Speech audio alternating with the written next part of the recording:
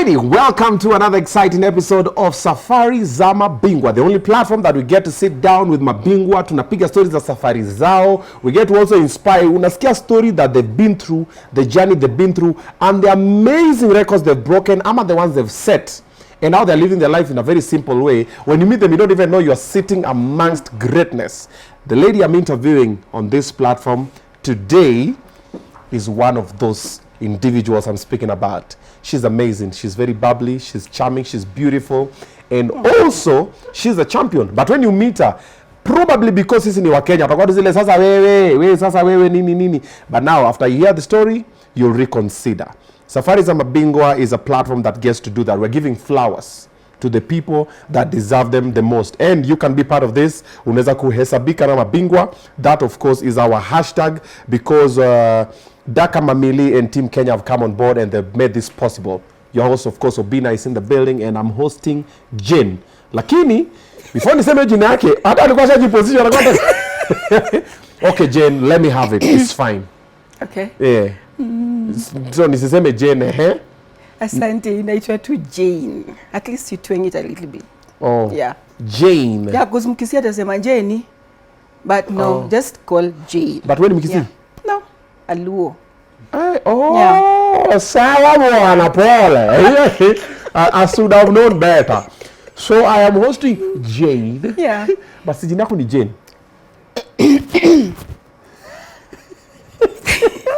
Yeah, it's Jane. It's Jane Ndenga in ID. But now when we are tukikatu hivi, at least try to twang my name a little bit. So it's Jane, but she identifies as Jane. Yeah. Akiwa Jaluo atatueleza. Jane Nango. How are you? I'm good. Hey, welcome. Yeah. Hey, I see. Hey, you're very bubbly. And I love it. I love it. Yeah, that's me. Naturally, that's me. And that's the way it's supposed to be. Yeah. That's the way it's supposed to be. Yeah. Hey, I'm seeing something on your fingers. What's going on? What? I'm seeing a rock. Yeah, it is. Hebu kidogo nijione hii pia mimi kidogo. Naweza kuwa nini, songeza tu mkono hapa nichungulie. Naweza pata nimeenda wewe. Jona. Wala wanapima na meno. Hii original. Eh? Yeah, you got someone. We thank God for everything. Me, I thank God for everything. Yeah. Little things, big things. No matter how they come, I just give God the glory. Yeah. Yeah. You tell me about him. Yeah, he's sometimes I joke, but this is not a joke. This is serious because I've dated Kenyan men. These I will not fear even saying on TV. I've dated Kenyan men, but Kenyan men sometimes you see Jane on TV, you see Jane on newspaper, you think she's like, I don't know how you describe. So what everyone wants to date is what Jane has, but not who Jane is. Yeah, exactly. They just put it. So I just told God, this is enough. I believe in God, of course. I told God, this is enough and enough is enough. I want to trust you the way your word say, trust me with all of your heart. Lean not on your own understanding, and in all your ways, just acknowledge me and I shall direct your path. I took that verse and I said, God, Jehovah God, you've given me everything that I need, but now I need something that I desire. Because many people out there doesn't believe that a woman with disability can date someone who is able, as they describe. So me, I opened it and I said, God, whoever you shall bring, not that everyone, but I also have my goals as much as I'm a woman with disability. You grow up, you say, God, this is what I have. You have to be intentional. You have just to tell God, this is what I want. Okay. Not that you limit yourself because of disability or something. Disability is just, I don't know, to me, this is my own. Disability, nikiataka kuamka is when naona hiyo the crutch, but when I am just sitting like this or I'm doing something, because I know the challenges, the things that come with disability, I know. So I've overcome them, and now as I sit here saying this, I'm saying like najua what I'm talking about. Ukishapitia hivyo, you just tell God, give me this. Just align everything that you want with God, and He will give you the best. So currently, I'm not dating a Kenyan. Sorry. Yeah. Ulipatana wapi?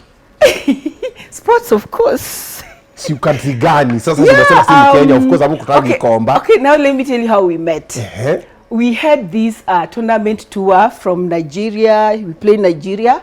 Then we will like from Nigeria, you don't come home. You just go straight to Ghana. Okay. So in the middle of those 2-3 days or 4 days we have free, me when I travel, like I want to, okay, my sporting is different. I will say that. Me to sports, I came with a purpose. Okay. Like God, I will tell you how I came to wheelchair tennis in a few. Get that, yeah. So I told God, the sport that you'll give me as my primary sport, it will have to be a sport to simply glorify your holy name. Okay. It's a sport that I will be there and I need your glory to be seen. Not that it's for my benefit or your money comes and go, but this specifically is for your name, to carry your word out there. So when I went, there's 3 days that I normally have in sports. When I go there, I have to make sure that if I have 3 days of training, which I know sometimes we'll doubt how do you do it, but by the grace of God, I normally do that. Okay. I have to set aside some days for fasting and praying. Whether it's dry fast, like 3 days without eating something, or ni saliva peke yake. And I did that purposely, and then I got this. So, because in that situation, I was going through something that I just told God, you have to do it. You have to prove yourself. Okay. Yeah. And that's how it came. Haujanijibu bado. Gani basi? Mulipatana wapi? Tulipatana Ghana. Also ni Ghanaian. Yeah, Ghanaian. Ogao. Yeah, Ogao. I beg. So let me ask you. Yeah. Between Nigerian jollof and Ghanaian jollof, which one is the best jollof? Of course, I'll say Ghanaian because in my country. Never biasness. No. So unampikianga hizo majollof? Yeah, he cooks. He knows how to cook it, so I can't pretend that I can make him. No. He does it, and I learn from it. When mbuta tu na omena unambomba. I don't eat buta. No. Those are not our fish. Hey, sorry. Tilapia. Sorry. Why do you? Madam Seafoods. I beg. No. Karamo siawa. Hey, sorry. Hero Kaman.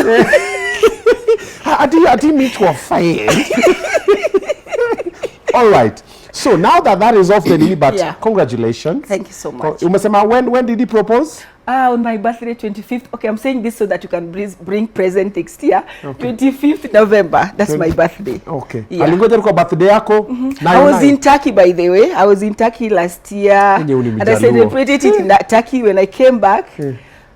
Yeah. I go down on one knee. Yeah. But he didn't go down on his knee, but he just told me, go to the bedroom and you'll get, just lift the pillow. I kept something there for you, like, I didn't even know what it is. So I grabbed the pillow and that's how I got it. So the ring. Yeah. No, I just thank God for it. How could you? I don't know. I don't think I did. Ulikuja ukafunga pillow? God, thank you. No, he came and got it. I took it from me. Not that I just took it and wore it. Hey. Seriously. Oh my God. But of course, when you're alone, you're like, oh, Jehovah God, he has done it. He has done it. Yeah, you sing a little bit. You're like, thank you, Jesus. You've done it. Oh, God. Congratulations. Thank you. You're very happy about it. We are happy for you as well. Yeah. You found a good man, and we're just hoping for good tidings. Yeah, yes. You don't limit yourself. I don't. Yes, that's true. That's true. Umesema wanaume wa Kenya. Unaongeaje kutuhusu? Unajua kwa kipindi gani? No, I said it with love, by the way. You talk about something that you are on in your own experience. Yeah. This is mine. I can't talk of like men out there bad, but this is my own experience. Okay. Yeah. Okay. Yeah. Now let's come to the sport that you do. Yeah. How do you categorize it? Inaitwa? Wheelchair tennis. Wheelchair tennis. Yeah. But before this, you were not doing wheelchair tennis. You were doing other things. Yeah, I started 2008. I joined wheelchair basketball.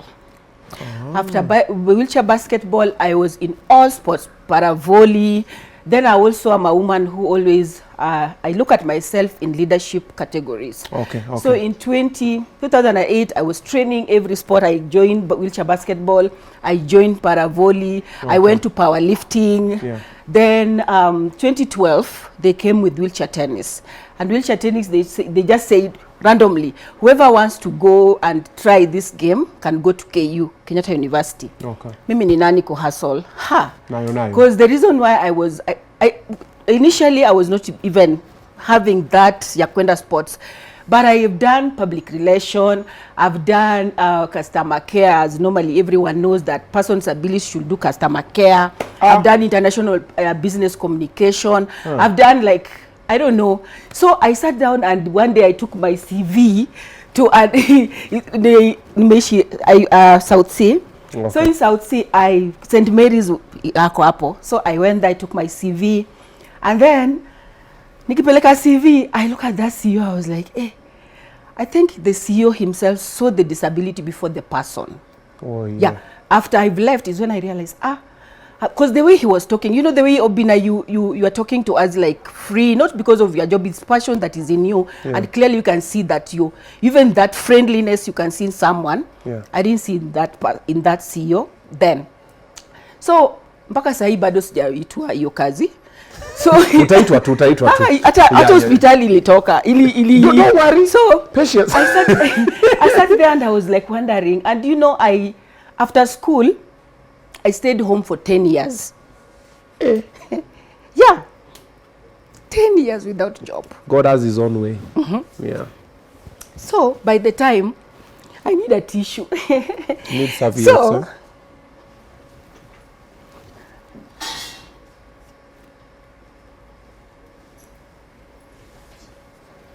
That's why sijazoea makeup. Because nyinyi mnataka nikae na makeup. It's okay. Yeah. It's okay. It's a safe space. Yeah. Safe space. Yeah. So, I stayed home for 10 years without work. I think these are just tears to remind me where I've come from. Yeah. So, 10 years, I was not like, my family is not that they are not able, they are able, but wale like, I think I will use the word love. You are loved too much till they want to pamper you till they don't think that you need your own space. You get that? So while I was still just in the house, I learned 3 or 2. I learned to go deep to the word, and that's how I can freely talk. Like I fasted and prayed. Those within 10 years. Just seeking God's face and asking God, where do I go? Yeah? So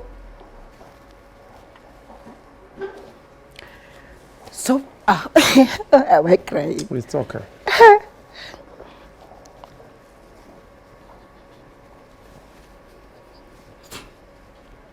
So I don't mind about the makeup. So after those 10 years, one day, as I was in the house for those 10 years, I was like, Jane, what can you do? Praying and asking God. So God directed me in different areas. I started volunteering in organizations like Oxfam Great Britain. How did I know them? I have a dear friend of mine called his organization in Kibera. It's called Jane Ndenga. So she could call me and say, Jane, I need you to come here. And then we started doing these programs for violence against women. And to cut the story short, I didn't know that God was aligning my life with organization, working within organization. So I volunteered, and as I volunteered, I even cooked mandazis in church to sell. So doing that, I was like, to get fair for training. So before I knew that, I went to KRCC for another meeting, just like any other day. Then I met this lady who has been a Paralympian. She's called Mary Nakumicha. Then Mary sees me and say, why can't you join sport? I'm like, sports? For what? Because I've never seen any disabled person in sports. And I'm like, how? So I said, now that drew my attention, and I asked her, do you have a minute just to explain what you're talking about? Because Obina Sazile, you are desperate and you want to hustle. Then she said, okay, I have time. I need you. I will give you only 5 minutes. And I say, even 1 minute is enough. Trust me, 1 minute. And then she said, okay, we are supposed to be doing this, blah, blah, blah. But let me give you. Then she started explaining, I want you to come to Nyayo Stadium on Tuesday. We train on Tuesday and Thursday. And I'm like, where is Nyayo Stadium? I'm like, everything was just new. Okay. And Obina, to cut the story short, I said, God, if this is you, I just want to thank you, number one, for meeting this lady, and number two, for aligning my path so that as much as I don't know anything about sports, because in school, I was the prefect to watch people's bags. People are going for PE. And when they want to be safe, their bags to be safe, you are the one who will pick as they go for PE. They think you can't do sports. So in this scenario, I was like, I can do sports. That's something that I always desire even to do. Then on Tuesday coming that week, on Tuesday coming the week she said I should go, I woke up early. Like, you have an appointment with the president. Have you seen? And I'm like, okay. I went. I saw persons with disabilities, very smart, Obina, and they're serious on the court. I was like, what am I doing at home? Or I dribble to my balls. Yeah. But people, you see them. I'm like, okay. Thank you, Lord. From that moment, that Tuesday, I went to Nyayo Stadium. Life changed. I never stopped. Yeah. I made sure that I go there every day. Every day, I pangal myself. Like Tuesday, I have to be Nyayo. Then kuna sitting volleyball Wednesday and Friday. I have to go to powerlifting, or I don't know. My week came like imeja with sports, whether I'm earning anything or I'm not. The passion. I started just saying, no, you have something to do, Obina. Purpose. Something, purpose. Something that I can do. Something that can get me out. Because it reaches a point where I was asking God, can you just give me something to help me get out of the house? Okay. Something to, like, you are like, I'm Melissa Shule now. Why am I always in the house like this and people are out there? Yeah. So I started going for trainings. Little did I know that prayers, anytime you ask God for something, just the way he said, ask and I will answer. Ask me anything in my name and I shall grant it unto you. I don't know if I have put it correctly, because if my word abides in you and you abide in me, you will ask me anything in my name and I shall give it to you. Amen. And I saw that reality coming to pass, and then I started moving on. Okay. Like now, I started drifting. I'm training this sport, but I'm like, God, here I'm not sikondani sana. Like, God, I'm in this basketball, but sikondani sana. I'm not feeling it. I went to sitting volleyball, and now the leadership part of me came to light. I was 2012, from 2008 mpaka 2012, nothing happened. Like going out, nini, national team, niko tu hapo. So 2012, opportunity opened and I went to Rwanda. I took the team, Agito Foundation, the Paralympic, where IPC, they normally sponsor like Kenya National Paralympic for youngsters, recruiting for training. We went to Rwanda, and sadly, I'm telling you, I went to Rwanda, and when I went to Rwanda, they stole everything that I had. My first trip. Rwanda. Ebu ngoja kidogo niongee na Marwandisa hapa. Wanaongea Kiswahili, sio? Wanaongea Kiswahili. Rwanda, I thought you guys were like the Africans. What happened? Umejua na kina nani hao? Ni wao ni wa Kenya. I lost my bag, rucksack. I left it to a Kenyan. Kenyan didn't know where. My first trip, a bad experience. Wakakuonyesha giza. Then I came back. Then the only thing I had was my Bible. Coming back again, the suitcase that I had got lost. Kwa bus. I'm telling you, I was like, God, Rwanda moja hii. Kwa basi tena tukirudi, my first experience ever. I came back with the Bible. I rushed to Safaricom to angalia Biblia. Only Bible. So niwezi anaogopa Mungu. So I came to realize, Obina, it was like something that God was teaching me, like, you can lose everything, but you'll remain with my word. You got me, yeah. So I kept that. I just pick it from there, and I said, God, I trust you. Those are worldly things that I've imepotea, but I'll get this thing. But it was sad anyway. It was a bad experience. So from there, 2012 again, I got elected to be Secretary General for Paravolley for the entire Kenya, for 7 counties. So that opened the door, 2012. Then still, I'm not still in tennis. I'm still there, 2012. Then coming again, the same year, they told us that they started another sports called wheelchair tennis. I said, me ni nani? I'm going there to see how that tennis inachezwa. But tennis is something that if you started with, you know, I started with wheelchair basketball. Wheelchair basketball with wheeling, I have it. But now having a racket and then wheeling as you play, I'm telling you, the first tournament I played now with Kenya School of Monetary Studies, kumbe hii kutuchukua ilikuwa like Kenya is hosting wheelchair tennis, but they want players, they don't have players. So it's like getting a team to go to the camp, and then sadly, I was in that team, I was number 3. Asijui anything, but niko number 3 kwa hii team. So niko number 3, again opportunity came and I took the team to Rwanda. Kwa bag. Sasa nikirudi, they're like, you can't be in this team. Sijui the number 4 has taken your place. I didn't even argue. I just said, God, if it's mine, it will come back to me. So it's fine. Unachujwa kwa team sasa. Yeah, exactly. Oh, like wow. you are away, so at least nikasema it's okay. You know, Obina, sometimes I will tell people, if it's not yours, if it's not aligned with your life, it's not yours anyway. Don't fight about it. Just let it go. I let it go, but with prayers. I told God, I love this game. And this is the game that is one person, a seed playing a seed, Yeah. number 2, number 2, number 1, number 1 doubles. This is something that can glorify you, and I need it. I need to go back there, and I need you to be with me. Sadly enough, the top seed number 1 got pregnant. And I was called back. God damn! Okay, this story is this is a movie. Yeah, I was called back again. You are needed back to the team. Ebu pause. Wacha to breathe, man. Yeah, okay, so. Unatupeleka mbio sana. So, wacha kwanza nirudishe nyuma kidogo. Yeah. So, ulikuwa kwa team. Yeah. Hii ulikuwa number 3. Hii team ya basketball. No, wheelchair tennis. Wheelchair tennis. Then ukenda School of Monetary Studies. Kucheza game gani? Kwa camp too. Kucheza bado ni tennis. We are supposed to go to camp, ujue, Yes.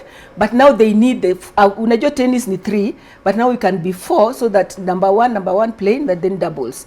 So me nachujwa wabaki wangapi? Watatu. So surprisingly, seed 1 now is supposed to play seed 1 is pregnant. Wanaume. Yeah.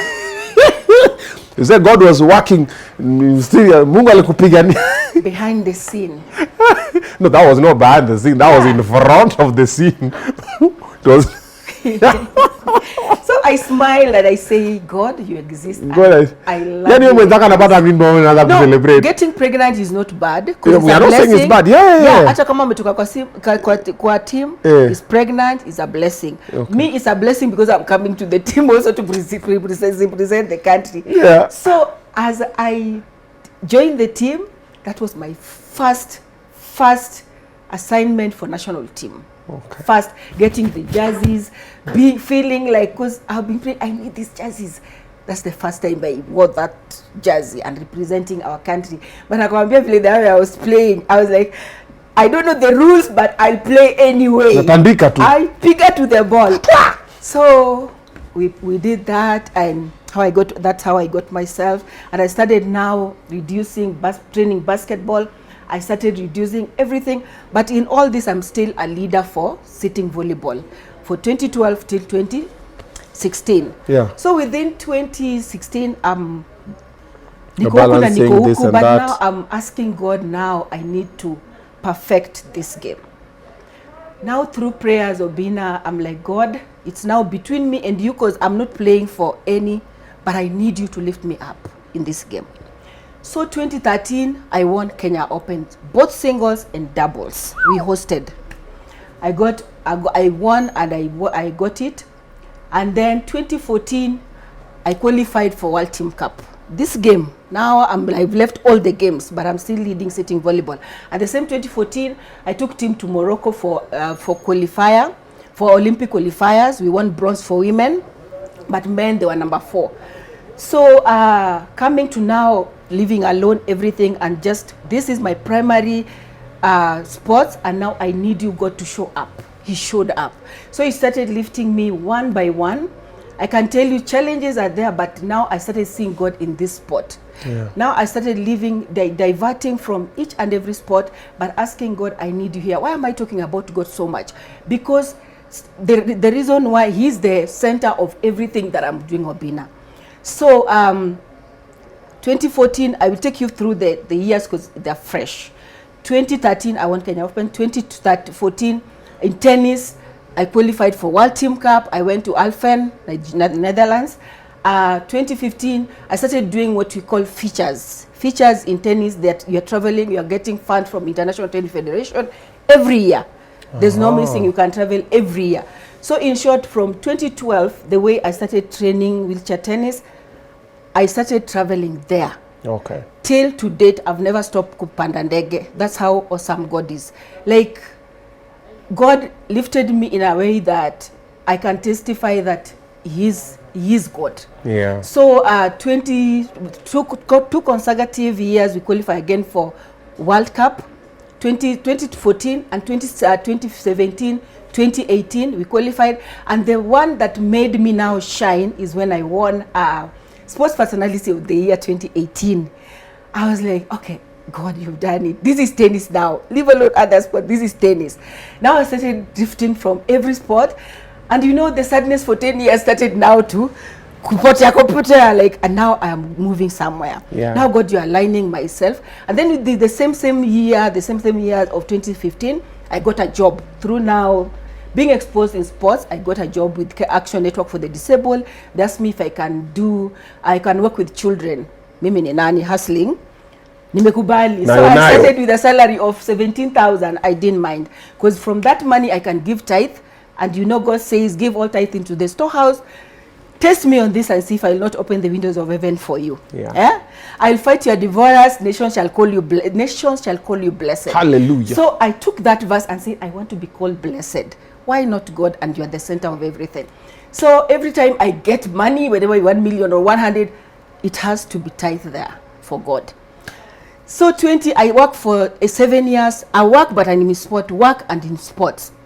So working and in sports, I got a job again. Within when I'm in sports, yeah. I think that is God's favor, divine favor. I got a job again as someone just asked me, I'm shifting from this as a director. I want you to be the director for this organization, Disabled Empowerment Society of Kenya. I got that job as a CEO, and I'm like, that's the CEO that was doing interview for me and didn't even call me back. But now I'm sitting in the same seat as a CEO, and I'm also in sports. So I was like, humility is very, very important. True. So you remain humble, and I remain humble. And 2020, I'm still in sports, juggling between those. And then last year now, let me take you to last year. Last year now made it all like, I started an organization. Now I resigned from the other one. I said, if I have all this, I have everything that I run an organization. Why can't I, instead of working for someone, why can't I just start another one, mine? So even if you go to my LinkedIn, you will find my profile there. I started Disabled Inclusion Node Association, do DINA in short, where we empower young children with disability, with or without disability, because I'm also generalizing sustainable disability, the sustainable SDG goals 2030. So I'm trying to bring it together, where I also bring back to the community, where I fund them. I pay their school fees from primary, secondary school to where they want to reach. Wacha tu hapo kwanza. So I do that, and then I make sure that parents with children with disabilities are being mentored. Okay. Because when you mentor them, is when they will understand why, and then we get the children with disability, or like people like Stacy, where they can share their story and give the other women with children with disabilities some light that they don't need to hide these children in the house. They need to bring them out and share their stories, and even listen to other people's stories that, like us, what we've gained. Because kama tungewekwa kwa nyumba, tungekuwa sahi hapa nje hapana. So those are small things that I'm bringing back to the society. but I'm bringing them because of the light that sports has given me. And after starting that, I said now, I wrote my CV, another ministry, another officer, I thank God for the government, another officer asked me, Jane, I need you to write your profile and send it to us, because it seems that you've earned a lot and we don't know what you're doing.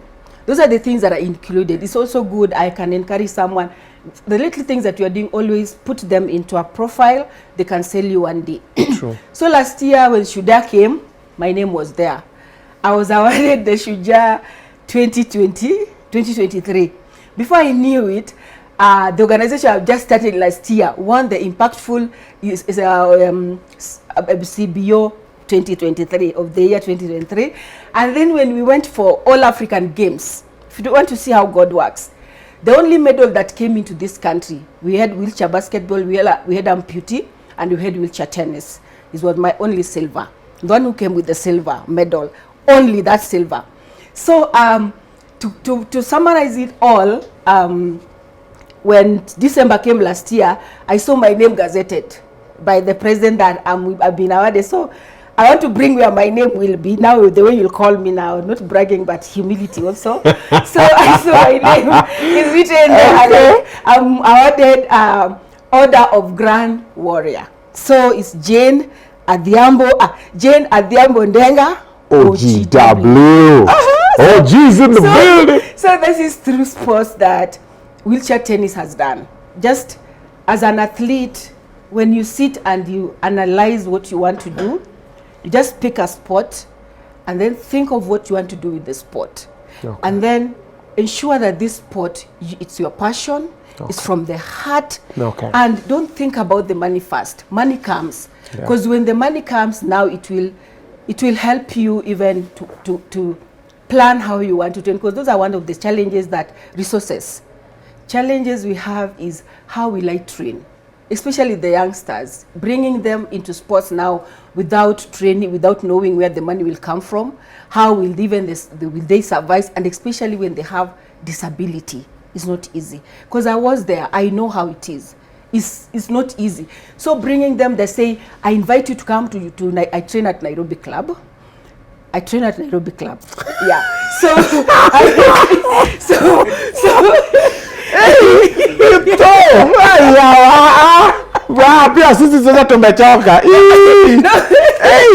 that's the only club that has tennis courts. Jane, yeah, it's okay.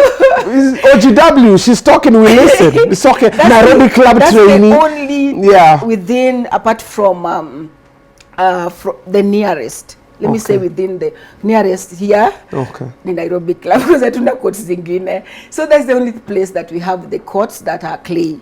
And tennis, you need to have different clay tennis surfaces. You have grass, like right now we are people are going to Wimbledon, if you know Wimbledon. The tournament that is coming is Wimbledon. And then clay was in Ronald Garros, if you know. And then Australia is hard court. So now zijua zote. Australia tumejua. And Ronaldo ya tujui. Yes, US Open. So we have different surfaces, and one of them is clay that you have at Nairobi Club. Yeah. Where? See, you can talk. I did that as a job, as a course. So yeah. Yeah, but your life is a testimony. Yeah. And you've dropped God's name like a million times in this conversation, and I'm so happy about it, because now it shows the impact that he has done in your life. And also people have seen the consistency, because since you started, you just said, since I figured it, that time when you went to Nyayo, when you met the ladies, you were like, now I will never stop. And since then it has always been. And then another thing that most people never know, when you show gratitude, a lot is normally added. Like we've spoken for a while, you are yet to complain. And then this happened, and then. So normally when you show gratitude, there's a way God is always just like, this person is more. You see, the hand that gives is the hand that receives. So all the time we go to complain. However, we have to bring complaints a little bit. The challenges you've gone through as a Paralympian in Kenya. And to name a few of them, that Zilon, I think maybe if people knew better, we could have done better as a country. First, I will start with families because I know people will watch. Challenges that persons with disabilities normally face as from family setup. Yeah. If only families can, I don't know, kama wanaweza jua tu vile watoto walemavu wako also na talent. Yeah. Hata watoto education sio kila mtu aliwekwa wasome. Wasomi at nini mtu kila mtu asome. Hao watoto walemavu ukigundua tu at their tender age. Utaona tu watoto unawatoa tu hivi, then start nurturing them. Angalia ni which nini areas wako poa ndani, then start nurturing and then stop hizi vitu za una discourage. Au mtoto hata kama aski tuseme cerebral palsy, mentally handicapped, and then leave alone us as a me I don't see myself, but there are some severe disabilities whereby they tend to say hii ni disability yenye haifai kuonekana huko nje. Those children, they understand everything you say, so the terms we use like disability etiquettes has to be at a higher notch. Like the way you handle these children, the way you describe them, the way you talk to them, the way even you call terms you use when pengine uko na watoto watano and then hao watoto mtu mmoja yuko hapo yenye ako disable. Mimi mwingine aliita kiwete, I'm like sasa ndio naona kumbe ningemsue, but ile then nilikuwa na get hurt, ina come depression, you get headaches, but sasa jaribu hiyo.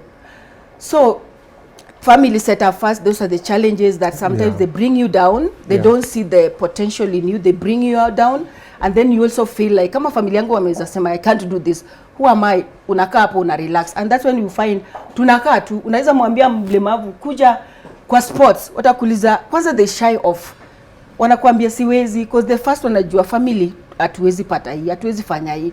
Then secondly, as you train as an athlete, vile tuna trainingi nakwambia Obina sio easy. Ukiona pale tumefika ni struggle. Sometimes I train from 8-9 at Nairobi club with the only thing you'll drink is water.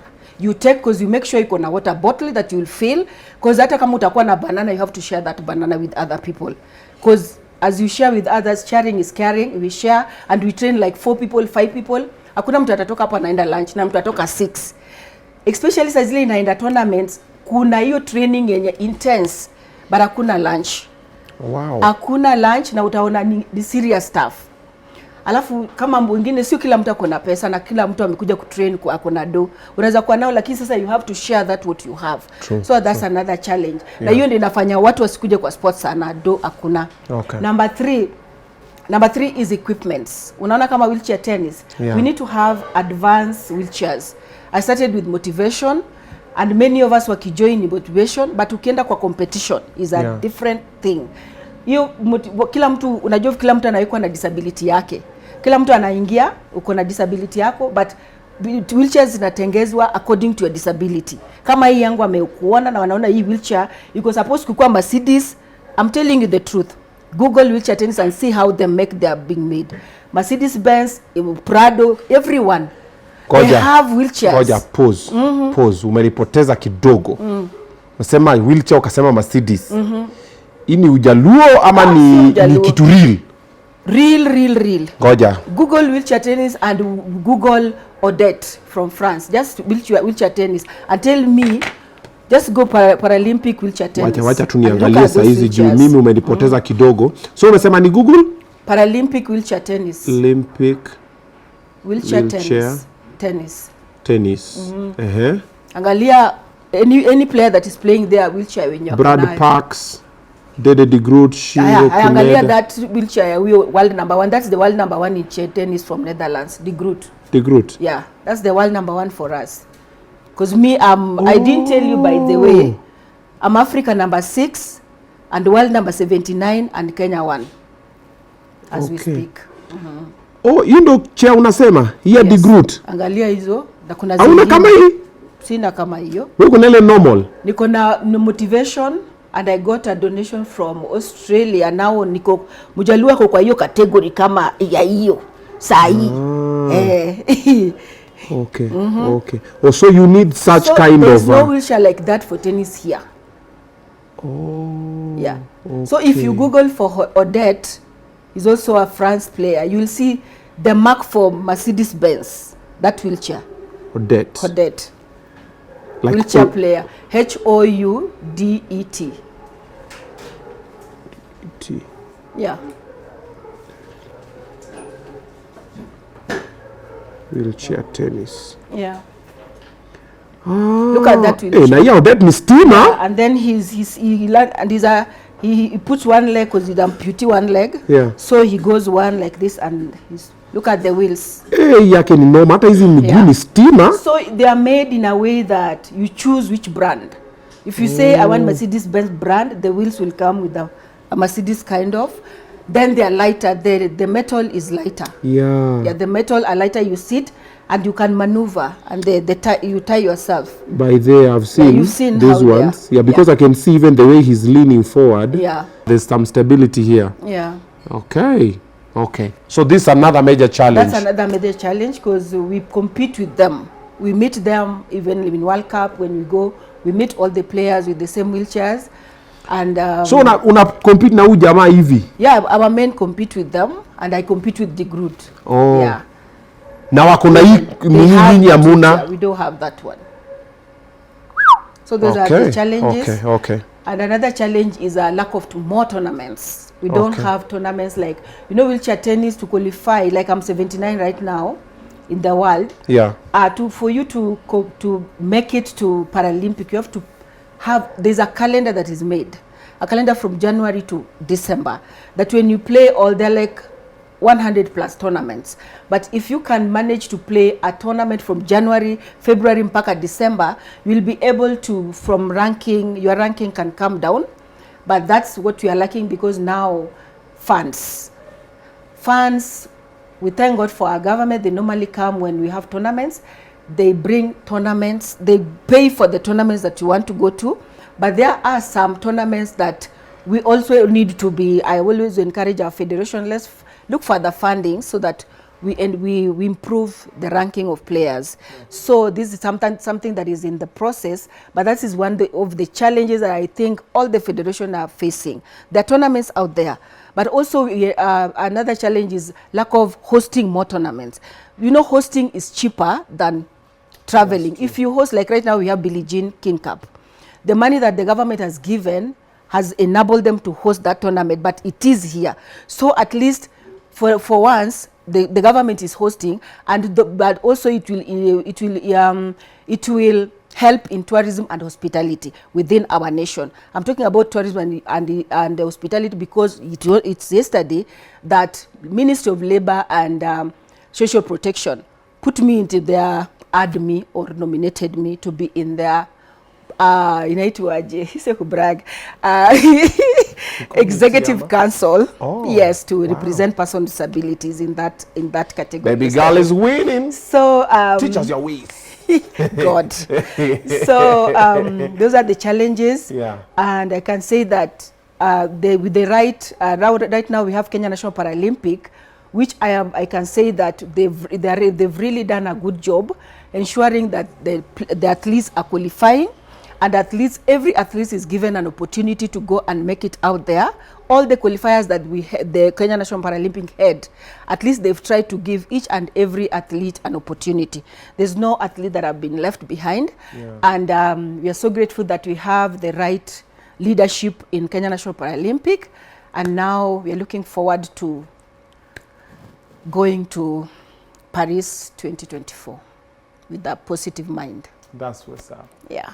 Congratulations in all your nominations and championships and winnings and the proposal. Yeah, and like I said in the beginning of the interview, I love the way you're bubbly and the way you're happy. It's positive energy. When you get in, you light up a room. Like all of these guys are now paying attention.